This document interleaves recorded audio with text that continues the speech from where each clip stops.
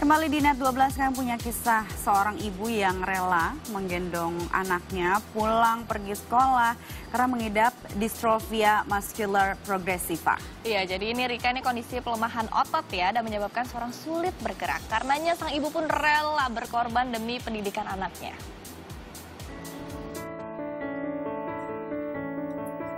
Beginilah rutinitas Winih Utami, Ibunda Fauzan Akmal penderita distrofia muscular progressiva atau DMP.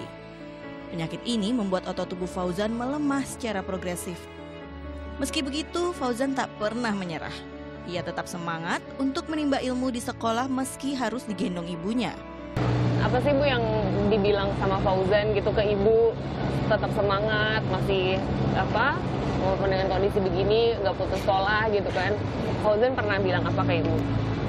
Nggak pernah ini sih, Fauzan nggak pernah mengeluh, nggak pernah bilang apa nggak mau sekolah, apa aku malu sama teman-teman, nggak pernah bilang seperti itu. Cuma dia ya udah aku mau sekolah gitu aja gitu. Jadi saya juga siap nganter gitu kalau dianya mau ya, jadi nggak pernah memaksa itu. Di sekolah, Fauzan membaur dengan siswa lainnya. Ia mengenyam pendidikan di SMP 1 Terbuka, Tangerang Selatan. Keadaan ini mulai dialaminya saat kelas 5 SD. Secara tiba-tiba, Fauzan mulai sulit berjalan. Padahal sebelumnya ia adalah anak yang lincah bergerak. Kondisi fisiknya terus menurun. Ia harus menggunakan kursi khusus karena tak mampu menopang tubuhnya. Bahkan tak jarang, Fauzan harus istirahat berbaring jika kondisinya kurang sehat. Jadi biasanya kalau istirahat aja sih duduk ya, misalkan istirahat di sekolahan karena dia ya udah diem di kelas aja gitu. Cuma ini karena tadi ada obat, terus palanya agak pusing. Iya, efek obat ini jadi nggak kuat ya. Aku mau tiduran. Ya seininya dia aja Mbak, seenaknya dia aja gitu. Dia pengen tiduran. Perjuangan seorang ibu memang tak kenal lelah. Di sela-sela pelajaran sekolah, Utami harus pulang ke rumah untuk berjualan gorengan. Ia menjadi tulang punggung keluarga sejak suaminya meninggal dunia. Nah ini Ibu biasanya kalau kayak naruh dagangan gini, ninggalin Fauzan berapa lama Bu? Kalau cuma nganter di sini aja sih sebentar ya, 30 menit lah. 3 menit. Kalau cuma nganter di sini aja, tapi kalau sampai ke pasar-pasar ya 1 jam. Itu nggak apa-apa tuh Bu, Fauzannya maksudnya? Insya Allah aman sih. Kadang saya titipkan ke tante juga gitu, maksudnya ditengokin gitu. Kalau di sekolah misalnya lagi Ibu tinggal nih Fauzan, kira-kira siapa Bu yang ada yang bisa bantuin nggak sih atau harus Ibu Bu?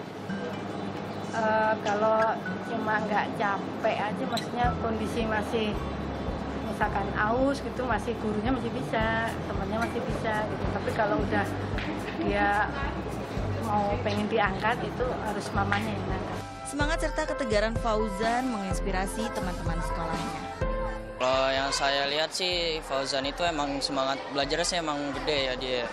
Dari walaupun dia kekurangan fisiknya kan, tapi dia tetap semangat belajar. Kalau orang-orang lain kan kayaknya kalau udah badan kayak gitu pengennya tiduran aja di rumah ya kan, nggak bisa ngapa-ngapain. Tapi kalau yang saya lihat Fauzan itu masih ada semangat buat belajarnya. Diakui Utami, rasa lelah memang sering menghampiri. Namun meski banyak tantangan, ia terus berusaha tegar demi sang buah hati. Biasanya kalau pas lagi capek aja sih Mbak, lagi capek itu capek banget tuh di titik nadir ya, titik yang paling rendah itu ya suka kalau istilah Jawanya ya longsor lah gitu ya. Tapi langsung saya bangkit lagi. Allah itu dalam keadaan apapun pasti ngasih yang terbaik, itu aja sih.